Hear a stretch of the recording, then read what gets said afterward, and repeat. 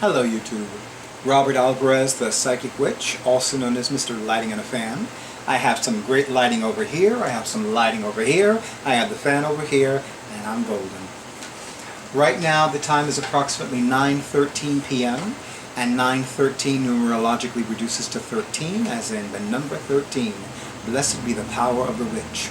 And the date is Wednesday, June 24th, 2020. Right now the moon is waxing in Leo and the sun is transiting in Cancer. This is the second video in my brand new series, Mystic Male Tarot, More Than a Walkthrough, and today we're going to focus on the Fool card. But before I go any further, I would like to have my awesome audiovisual person do a close-up of the front of the box. Remember, this is a majors only deck, so the box is not a large box. And as you can see, it's a very slim box too. And this is the back of the card design, or rather the back of the box design. And in a few moments I'm going to talk about the Fool. And I have decided to read what the accompanying little white book talks, or rather discusses, about each card. So first, I'm going to have my awesome audiovisual person do a close-up of the back of the card design, which, by the way, I love, love, love. Most of you know that lunar imagery and lunar colors have become more prominent since I began leading a monthly goddess circle. And when I saw that, I was like, ooh, here's the Magician and the High Priestess, and even a touch of the Empress on the back of one card. So here we have the Fool. And I really love the design, because it reminds me of, I believe it's a Norman Rockwell painting, and I keep hearing the Saturday Evening Post in my mind, but I distinctly remember seeing this Norman Rockwell painting, and it's a summer scene, and it depicts this little boy, and it's like his dog is like grabbing the bottom of the boy's swimsuit, like trying to pull it off him to be playful. So that's what I see when I see this Fool with the union suit and this cute little dog. That reminds me so much of I can't believe I forgot the name of the dog in the Little Rascals series of videos. But yeah, it's like that dog. Now you know that the dog's name is going to bug me until I look it up. But yeah, here's the Fool. And you know, I've always loved the Fool card, because the Fool card is always about new beginnings. And if I didn't know any better, I would swear that's a round bell, like a cat's toy, you know, at the end of the Fool's cap. And the Fool's bag is full, so it's symbolic of a new journey. There was a time, and this is one of my favorite parts of my personal psychic advisor's Roger Pratt's Tarot 123 course. He said that there was a time when tarot decks had two Fool cards, one before the Magician and one after the World. And in that particular, in those tarot decks, the Fool before the Magician had an empty bag, and the Fool after the World card had a full bag, because he had completed his spiritual journey. So that's why before the Magician card, the Fool's bag was empty, and after the World card, the Fool's bag was full. So this bag symbolizes all of the knowledge and wisdom the Fool has attained and received and acquired. So, and you can see at the bottom of the card a little zero for trump zero. It's not at the top like in most tarot decks.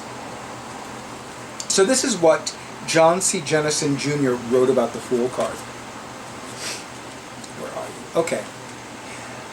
He ascribes the modern astrological associations with the Fool card, which would be the planet Uranus. But traditionally, the element of air corresponds to the Fool card. The Fool begins the spiritual journey, representing innocence, a carefree attitude, and risk-taking. Good qualities to have when starting something new.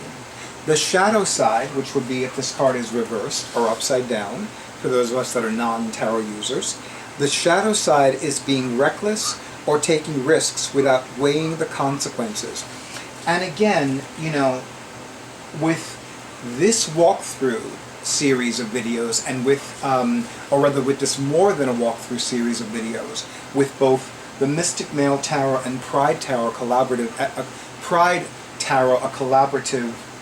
deck, I cannot help but remember Anthony Lewis's Tarot Plain and Simple. And I remember that in his listing of interpretations for the Fool card, he said that the Fool card in a reading could represent somebody who's either gay or bisexual. So, to use a more modern interpretation, I would say that the Fool card represents somebody who's non-binary, somebody who is a member of the LGBTQIA+ community, or somebody who's not heterosexual. So somebody who's a female to male transgender, a male to female transgender, somebody who is bisexual, somebody who is gay, somebody who's lesbian. It could even indicate somebody who's asexual, for that matter.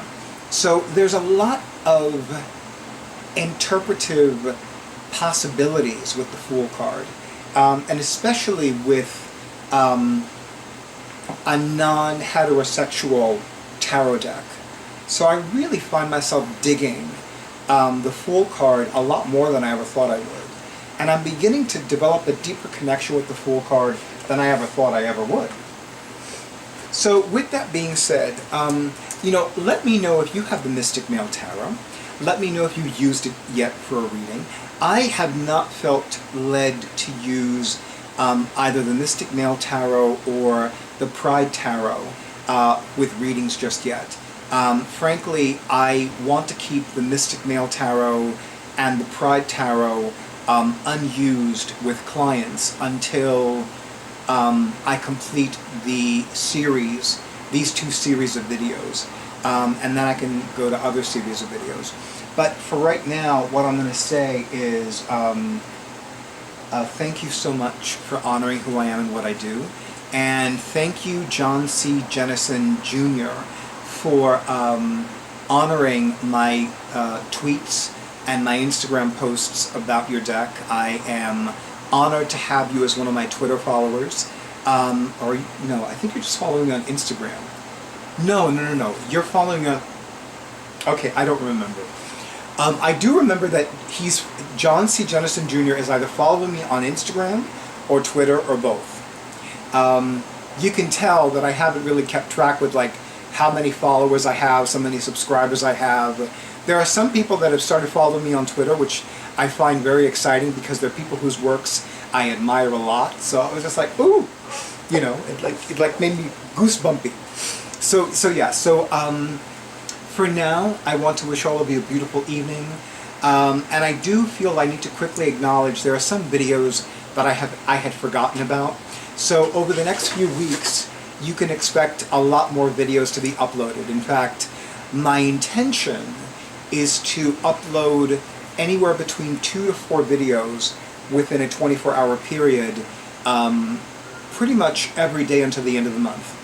And probably continuing until halfway through next month, which is July. But we'll see what happens. But I do know there is a video, at least one, that's going to be uploaded tonight. But with that, I wish all of you a beautiful evening. I wish all of you many peaceful and prosperous blessings. And as always, please remember to like, comment, share, subscribe. For those of you that haven't already subscribed to the YouTube channel of yours truly, Robert Alvarez, the Psychic Witch, and schedule. I am very happy to report that my availability remains pretty open for now.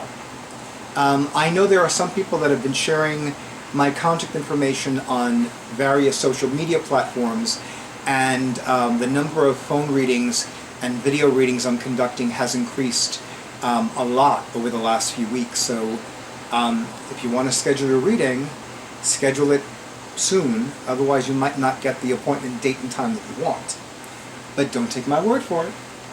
Anyway, good night, and many peaceful and prosperous blessings. Until the next video.